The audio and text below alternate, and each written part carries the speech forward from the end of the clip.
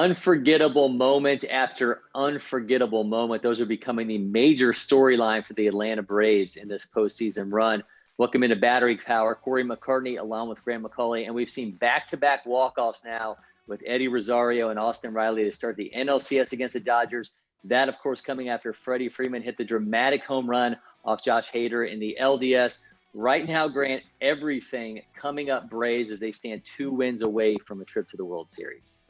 Yeah, even though everything is not going according to plan as you would write it up for the Braves, things are working out in the end, most certainly. This last at-bat win thing is very exciting, if not maybe a little bit stressful for your heart and your overall health, but I think Braves fans will take that final result.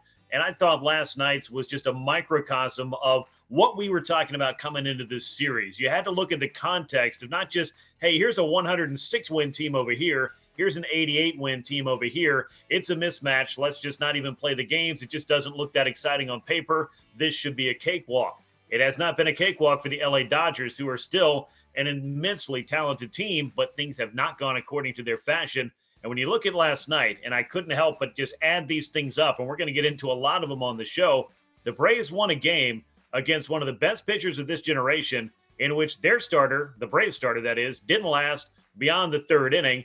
Atlanta got nothing from Freddie Freeman again, which is crazy to see. And you had to tie the game against a 20-game winner and walk it off against a guy who's one of the best closers of the last 20, 25 years. And all of those things somehow worked out for the Braves. And there were a lot of other hurdles and speed bumps and other setbacks that Atlanta was able to get past in this game, including a whole bunch of walks for the Dodgers, a whole bunch of strikeouts for the Braves. It's crazy to think that this was the kind of game that the Braves are winning because, Corey, as we've seen the last couple of years, particularly in the playoffs, it just doesn't seem to work out that way when you have that many things to overcome. Well, sometimes, Grant, a team just has it. And the Braves definitely right now, they just have it. I mean, those 2 walk-offs, by the way, the first since Mark Lemke and Jerry Willard in the 90-91 World Series. That's the last time Braves had teammates deliver back-to-back walk-offs. So just some unbelievable stuff there from Austin Riley and Eddie Rosario. The latest of those moments, obviously, coming from Rosario in the 5-4 win Sunday night. Defending home field, they've got so much to get into as this series heads to LA for games 3, 4, potentially 5. Let's start with Eddie Rosario. He was so worth the wait. I mean, it took nearly a month before he played in a Braves uniform after acquiring him at the deadline. He had the abdominal strain. All he's done is rake. I mean, a 903 OPS in the regular season, and then history as he came up big time again in game 2.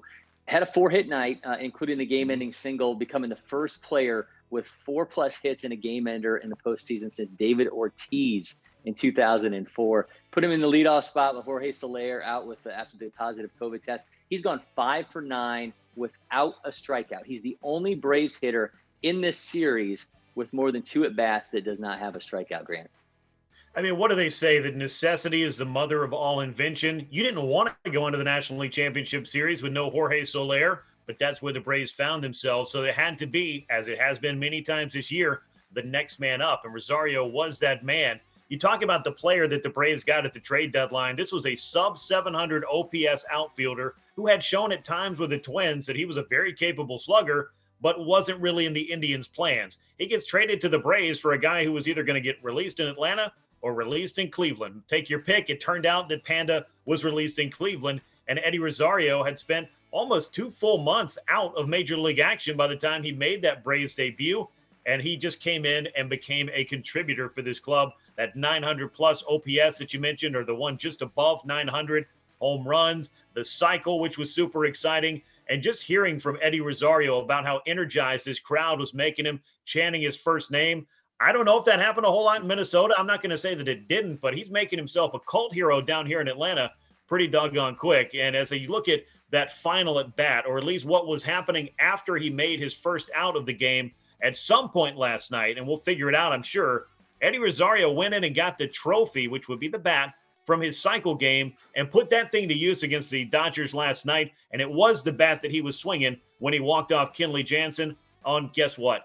The first pitch. It's not shocking. That's the Eddie Rosario script. Swing early, hit it hard. He did it. He put the ball in play. It got through into center field, and Rosario, once again, the hero. But a lot of excitement and more than a few contributors to this, even if it's not just Eddie Rosario and Austin Riley getting all the headlines here thus far. there are a lot of things that are going right for the Braves amidst some things that just haven't started to click for this team, not the least of those being what Freddie Freeman has gone through the last couple of games. Yeah, that bat note there with Rosario is just unbelievable. I think about the guys that they got at the deadline, and we've talked about this many times. Every one of them has stepped up in some form or fashion.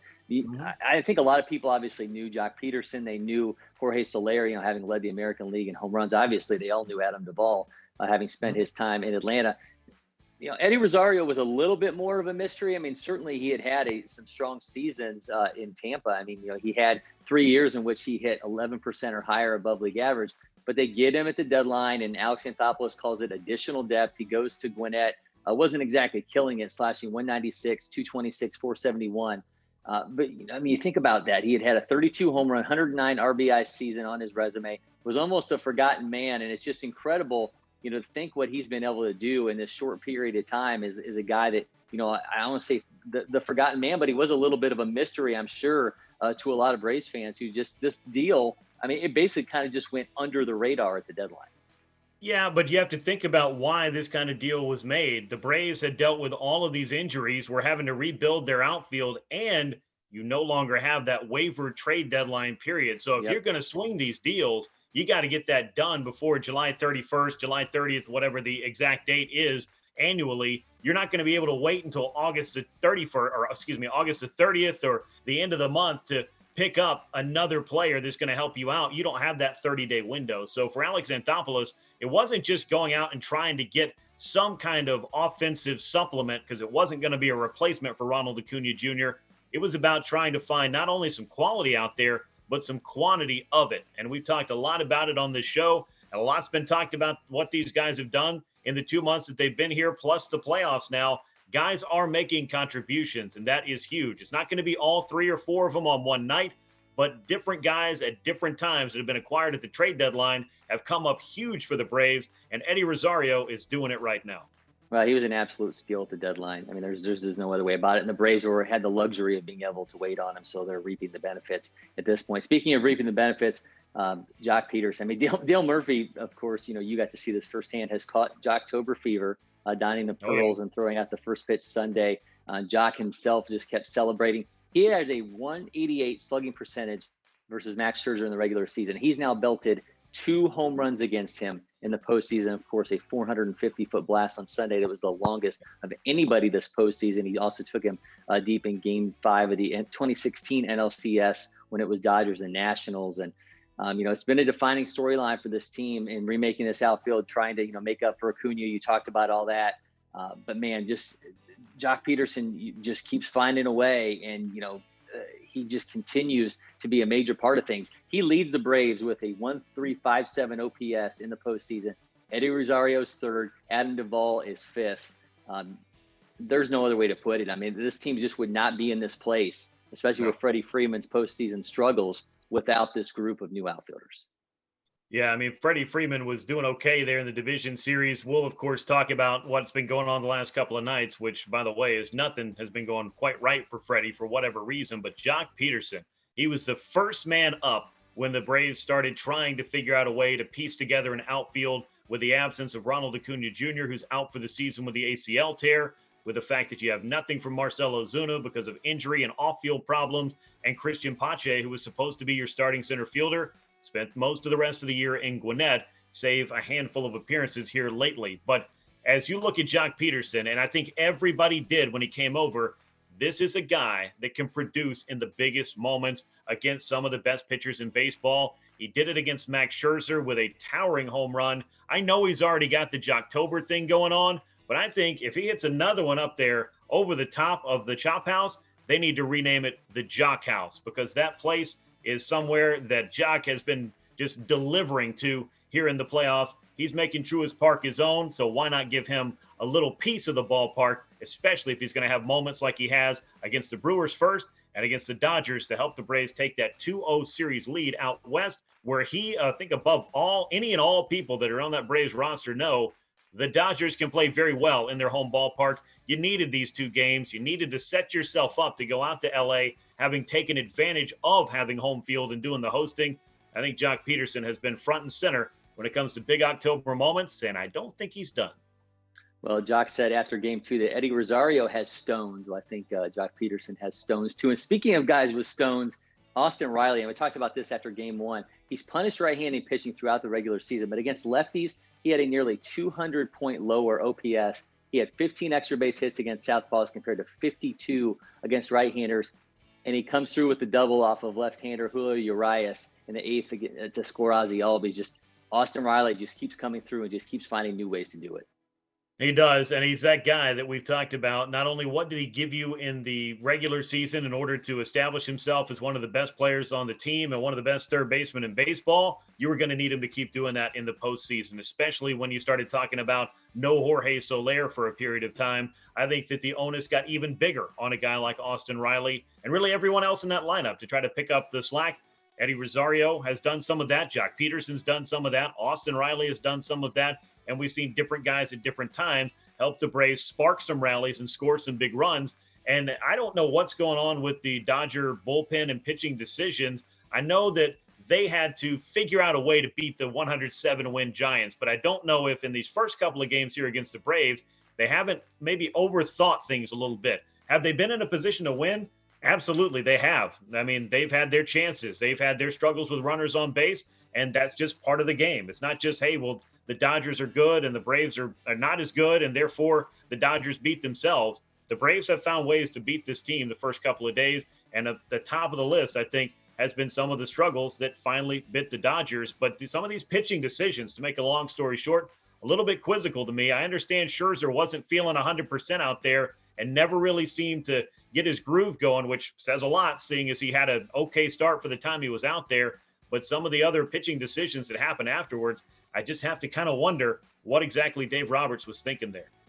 Yeah, I mean, obviously the subplot going forward is going to be with the Dodgers bullpen. I mean, Scherzer left much sooner than anyone could have anticipated. Almost looked relieved, didn't he, when Dave Roberts came out to get him? I mean, we've seen him just look so, just offended that a manager would come out and take him out of a game. And he said afterwards that his arm was dead. Kind of clarified that, saying not dead in terms of I've got dead arm, but in dead just in terms of, tight coming off of that game 5, in which they had to have him close out things against the Giants. So now you've got a situation where the Dodgers pitched a bullpen game in game 5 of the NLDS. They pitched a bullpen game in game 1 of the NLCS, and they basically pitched a bullpen game in game 2 of the NLCS with 4 2/3 innings from their most accomplished pitcher. I mean, there are a ton of strange situations there. And then you bring in Julio Urias, who is going to start in game 4, but they just put him in such a strange situation too when you have such a dominant back end of that bullpen. I mean, I think you're right. I mean, I think that at times, like, we almost have looked to these past few years in, I'll say fascination, but admiration in terms of the way that the Dodgers have just used, analytics as a major weapon. And here it is. I mean, trying to play this thing and get almost too cute is backfiring. Yeah, and that's what I think it is, because I think all the successful teams are equal parts newer analytics and then also just the fundamentals and the kind of baseball that's just you put everything aside and you go out there and play, and hopefully the players rise to the occasion. That's, of course, is part of the deal when it comes to baseball. But analytics can give you that advantage. But I'm not sure that I see the same thing that they were seeing in the decisions that were made there. You haven't been asking Urias to come out there and make these kind of appearances throughout the season. And instead, he's been out there perhaps being their best starting pitcher all year long, bell to bell, as far as guys who are in an LA uniform all year long. All respect to Max Scherzer after coming over from the trade deadline, and Walker Buehler, who the Braves will see in game 3, who's another terrific starter in a line of terrific starters that the Dodgers had on their roster at some point this year. I just don't know why you'd put him in there, considering that you do have some capable left-handers. We saw him in game 1. And there's some guys that most certainly not household names, but came in and got some big outs when the Dodgers were trying to get through that bullpen game. I don't know if maybe they're a little bit exhausted. They did not get the same kind of time to reset their bullpen the way the Braves did, with 3 days before game 1, as the Dodgers were trying to get through the Giants and find their way into the NLCS again. But the Urias thing is probably the most quizzical for me. Then using Gratterall and then Kenley Jansen simultaneously, I'm not sure I understand that either. I don't know why a lefty wasn't coming in to face Eddie Rosario. And as I said earlier on, Kenley Jansen's been one of the best closers for some time. He even remade himself a little bit to get back on that horse and have another great season this year. But one pitch, one hit, game over. I think the Dodgers were probably left scratching their head wondering what the heck just happened the last couple of innings, because we're not used to this feeling, let alone 2 nights in a row on the biggest stage. Well, it's hard to rationalize, and it's most certainly hard to rationalize what we're seeing from Freddie Freeman right now. 7 straight at bats to start the NLCS with a strikeout. He'd only ever done that twice in his career. The first time coming in his first full season in 2011, and then again in 2016. He's 0 for 8 in this series. Finally makes contact late. It was nice to see him really snap that. But last season, Freeman had a 1,100 OPS against the Dodgers in the NLCS. They've won in spite of him. I mean, we've been clear about this. They've won in spite of the reigning MVP. The outfield has come through. Riley has been huge. It's hard to imagine, though. I mean, as the Braves go to LA, for them to get 4 wins against this Dodgers team and the reigning MVP have not made a contribution. You got to feel at some point, and I know it just feels like it's inevitable because we've seen him go 20 plate appearances without a swing and a miss, that Freddie Freeman at some point in this series is going to do something. Yeah, I know Freddie's going to feel about as inevitable as Thanos showing up at end game, and it may not be a snap of his fingers to get out of this slump. But hey, when he put the ball in play, something good happened. He moved a runner last night. Yep. That may be lost. That's not the biggest, the biggest contribution to the win, but it counts in there somewhere. And we did start to see Freddie, as the night went on, hit at least a couple of balls hard, which makes me feel a little bit better, because I felt like these first 2 games, he was really caught in between. He was late on the fastball. He was early and out of sync against breaking balls and changeups. So, he doesn't need to hire me to be his hitting coach. I'm sure he's watching video and spending all the time in the cage and with Kevin Seitzer and others trying to figure this thing out. But it just looked like, for whatever reason, Freddie wasn't quite in sync. But we have seen him time and again in his career swing his way out of this. And I don't mean just with more strikeouts. I mean, eventually a hitter as good as Freddie Freeman with as consistent an approach, everybody's going to have a slump or a bad time. And heck, this is a really bad time for one of those for Freddie Freeman. I'm sure he'd like to wipe it away, but I have a lot of faith that this guy is going to get another base hit before the 2021 postseason is done. He'll probably get a couple of those, and I would not be surprised if 1 or 2 of those happen when the Braves most certainly need Freddie Freeman to be right there in the center of it, because he's that guy for them right now. I mean, you don't have Ronald Acuna Jr., one of the most exciting and dynamic players in baseball. Freddie's your reigning MVP. He's been here for a decade at this point. He's the guy that I think you look to lead the ship, or to steer the ship as it was, or as it is in the lineup. And I'm just waiting to see when things are going to come back around for him, because he's been consistent enough for long enough to make me believe that it will. All right, so let's talk pitching. I mean, Ian Anderson, Brian Snitker said it after game 2 just wasn't good. I mean, it ends up lasting just 3 innings. The bullpen did its work. I mean, they held the Dodgers largely in check.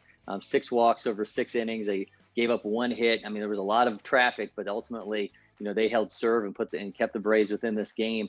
But you feel like this wasn't the best of Ian Anderson. We've seen him just be so fantastic in the postseason. He'd gone 23 and 2/3 innings to start his postseason career without giving up a home run before Corey Seager got to him. The Dodgers are just making hard contact against him. So really, I mean, Brian Snitker ultimately had no choice but to pull him out before the wheels potentially fell off.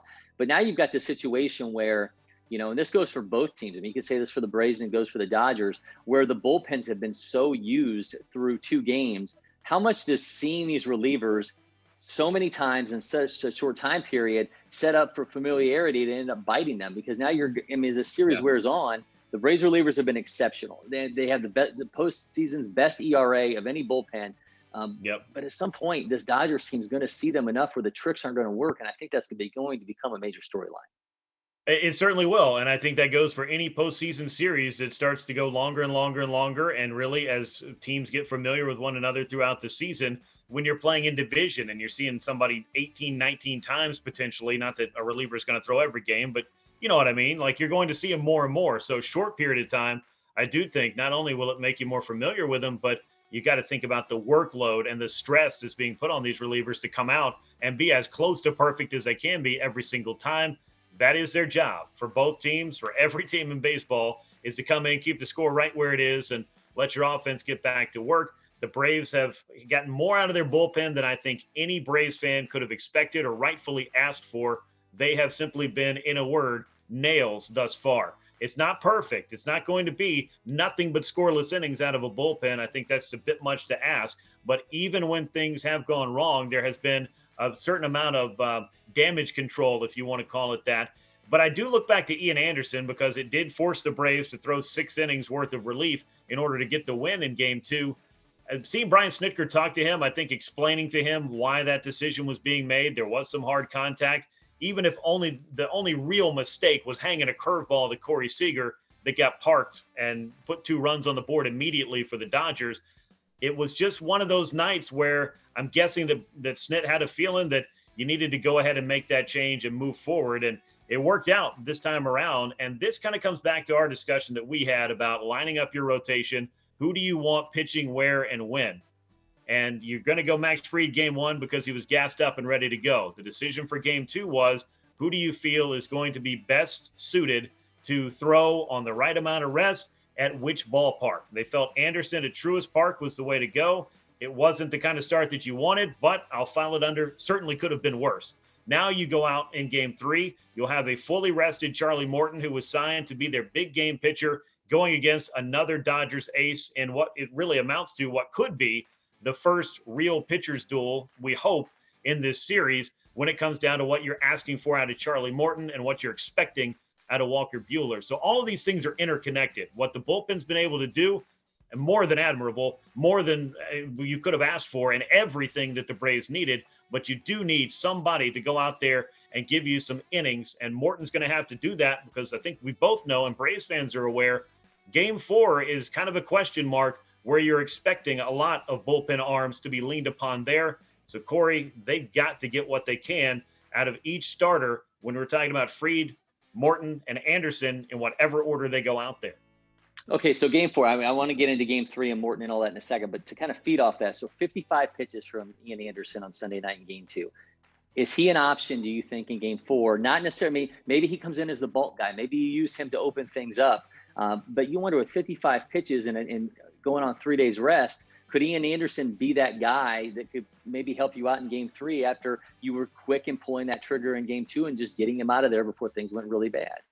Well, the unfortunate thing is it would only be on the 2 days rest because you would have the off day and then game 3, and then you'd be asking him to go on that 3rd day. And I just don't know that they're going to ask a young pitcher to do that as far as being a bulk guy. But I wouldn't put him off limits to come in if you needed him to throw in an inning. But then I think you have to start thinking about game 5. And I know you don't want to get too far down the rabbit hole, but what does this do to your plans? Because we're seeing on the other side, the Dodgers getting as creative as they can and doing whatever they need to try to win a series against the Giants has kind of bled over. And I think some unintended consequences have happened as a result of that. And the fact that the Dodgers offense hasn't been able to make up for it by putting up a whole bunch of runs and helping this team that is very good at winning games to win either of the first 2 nights. So to make a long story short, I'm not sure that you lean too hard on Ian Anderson in the very near future, but you have to keep in mind that that low pitch count could be beneficial the next time he does take the mound, specifically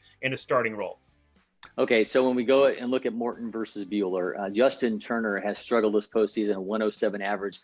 We know the resume with this guy. He is an over 1,000 OPS against Morton. Mookie Betts is 914, against him. LA roughed up Morton, back in the game 3 of last year's World Series, 5 earned and 4 1/3.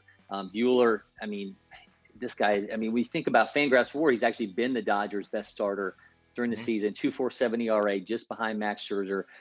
We know the stat about teams in a 2-0 lead. If 2-0 lead in the NLCS, 63% of the time that team's gone on to win the World Series, including 4 of the last 6 years. Of course, one of those times in the last 6 years was a Braves team that had a 2-0 lead on these same Dodgers and ended up going home and watching the Dodgers win the World Series.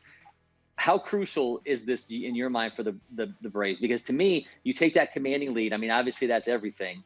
But the fact that you're able to, then hopefully have Morton go deep into a game, take some pressure off that bullpen. Who knows what game 4 looks like? The Dodgers are going to be then throwing the kitchen sink at everything. We could potentially see Scherzer again at that point. Who knows what they'd be willing to do then. But I feel like this is such a huge start for them. One, to get pressure off the bullpen if somehow this series extends, or just to have, Morton go out there and just lay down the law and put this team within a win of the World Series. Well, that last scenario is the one the Braves are hoping for. They need that big game Charlie Morton that they signed, that they saw what he'd done in the postseason, that they'd watched over the past few years. I think beginning in 2016, 17, when he morphed into one of the better strikeout pitchers in the game. And when he went from kind of being a journeyman middle of the rotation starter to being somebody who could legitimately front a rotation. The Braves did not have a pitcher like this to turn to last year that they could count on, and that they could feel that expectation that this guy is a huge factor for us in matching up against a very tough team, a very tough offense. You went through some of those opponents' OPSs. You mentioned the World Series start last year for Morton that didn't go particularly well. I think you look up and down the Dodgers lineup, you can look at those numbers and they can scare you.